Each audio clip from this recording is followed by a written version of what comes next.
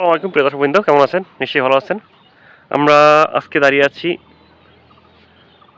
নীলফামারী জেলার জলঢাকা উপজেলার কালকোট নামে গ্রামে। আমরা মূলত কয়েকদিন আগে আমরা দেখেছিলাম যে আলু খেতে তাদের যে কী অবস্থা, আলু চাষ করছে। এই পুরা এলাকাটা আলুতে ভরপুর ছিল। এখন জাস্ট 2 দিন আগে কৃষকরা আলুর দাম নাই, আলু তুললো, আলু হারভেস্ট করে কিছু বিক্রি করলো নামমাত্র 5-6 টাকা করে কেজি। আর ম্যাক্সিমাম আলুই তারা বাড়িতে স্টোর করে রাখছে। অলরেডি কোল্ড স্টোরেজ ফুল খুলেনি, কিছু কিছু কোল্ড স্টোরেজ ওপেন করছে, সেখানে কিছু আলু রাখা হয়েছে। কোল্ড স্টোরের দাম অনেক বেশি, কৃষক চেষ্টা করতেছে আরও 3-4 মাস রাখার জন্য বাড়িতেই, আর যদি এখানে একটু দাম পায় আশা করতেছে আর কি। কিন্তু আমরা দেখতে পেলাম কি, দেখেন জাস্ট 3 দিনের মধ্যে কিন্তু অলরেডি জমিগুলো রাইস সিডলিং অর্থাৎ ধানের চারা দিয়ে, যাকে আমরা অনেকে রোয়া বলা হয় গ্রামে, তো রোয়া দ্বারা ভরপুর। এবং কৃষক তার কাজটা কিন্তু করে যাচ্ছে। আপনি এখানে ওই যে কৃষক কিন্তু কাজ করতেছে, ওই যে কৃষক কিন্তু কাজ করতেছে। তার মানে কৃষকের এই যে মেন্টাল স্যাটিসফ্যাকশন, মানসিক যে ব্যাপারটা, আমি আসলে নিজে অবাক হয়ে যাই। আমার একটা গল্প বলি আপনাদের। আমি 2023 সালে একবার 6 টন আলু নিয়ে গেছিলাম। সরি, 6 টন না, 15 টন। সেটার দাম ছিল 6,22,000 টাকার মতো। আমি আলুটা ঢাকায় নিয়ে যাই কারণ বাজারে। নেওয়া যাওয়ার পরে মোটামুটি আমার এখানে দামটা ছিল 44 টাকা কেজি ছিল, কিন্তু ইনস্ট্যান্ট বাজারে গিয়ে আমার দেখা যায় দামটা অনেক পড়ে যায়। এবং আমার ওই একটা ট্রানজেকশানে, মানে একটা লটেই প্রায় আমার 2 লাখ টাকার মতো লস হয়। আমার 15 দিন, 23 সাল তো, তখন আমি আরও ছোটো ছিলাম।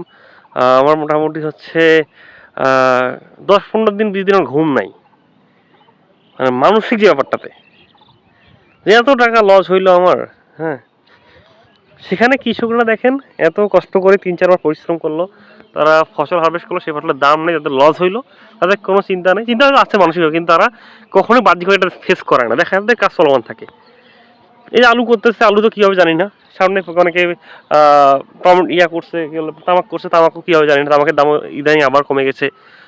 বিভিন্ন কোম্পানিগুলো আবার দেখালো কীরকম, কোম্পানি তারা একটা চুক্তি করার পরেও তারা এখন মার্কেটে কম দাম পাওয়ার ফলে তারা আসলে চুক্তিভিত্তিক যে রেটটা, ওই রেট দিচ্ছে না বা মালও নিচ্ছে না। বাংলাদেশে যেহেতু কোনো সিস্টেম নাই, কোনো এদেরকে ধরার মতো কিছু নাই, কৃষক নিজেরাই সিঙ্গেল মানুষ, এদের কোনো কমিউনিটি নাই।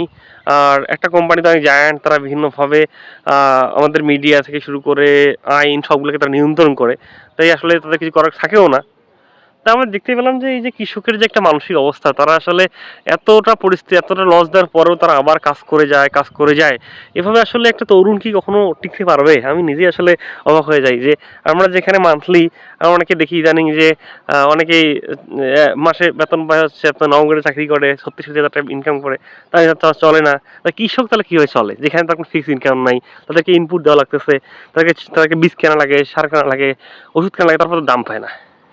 এভাবে চালানো আছে। অবশ্য বাংলাদেশের মোটামুটি যে সমস্ত দাম, কিন্তু যে খরচের দাম প্রায় কিন্তু নাগালের মধ্যে, খুব বেশি না।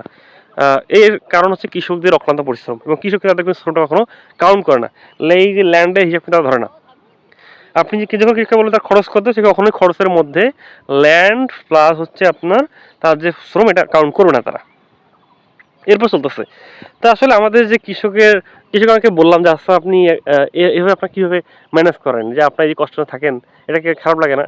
তারা বলে দিস ইজ আওয়ার ফ্যাট। আসলে আমাদের ভাগ্য এরকমই। আসলে আমি মনে করি আসলে আমাদের ভাগ্য না, আমাদের আসলে আমরা আসলে খুবই ব্যর্থ একটা জাতি, যারা আমাদের কৃষককে সম্মান দিতে পারি নাই। যেখানে জাপান বা চায়না তারা কী করতেছে, আমাদের দেশে আসলে পুরো সিস্টেমটাই খারাপ। এখানে আসলে প্রপার ইনিশিয়েটিভ অভাব, কোনো উদ্যোগ নাই, কর্মপরিকল্পনা নাই। হয়তো খাতা কলমে অনেক কিছু আছে, কিন্তু বাস্তবে এটা জিরো বা মাইনাস ইনফিনিটিভের দিকে। আমরা চাই আমাদের সরকার, আমরা ব্যক্তি, জনগণ, রাষ্ট্র সবাই মিলে কাজ করি, প্রত্যেকটা প্রযুক্তিকে আরও কীভাবে কাজ করা যায়, এই যে প্রাইমারি প্রোডাক্ট থেকে সেকেন্ডারি টারশারি আরও ভালো প্রোডাক্ট তৈরি করা যায়, সারা বিশ্বে এক্সপোর্ট করা যায়, এদিকে চিন্তা করা দরকার। শুধু তো র মেটেরিয়ালসের দাম কম থাকার কারণ হচ্ছে এটাকে আমরা টারশারি লেভেলে প্রোডাক্ট তৈরি করতে পারতেছি না। এটা নিয়ে আমাদের কাজ করা দরকার। ধন্যবাদ সবাইকে। স্যালুট সে কৃষকদের, যারা সমস্ত ব্যর্থতা, সমস্ত খারাপির মধ্য দিয়ে তারা তাদের কাজটা করে যাচ্ছে।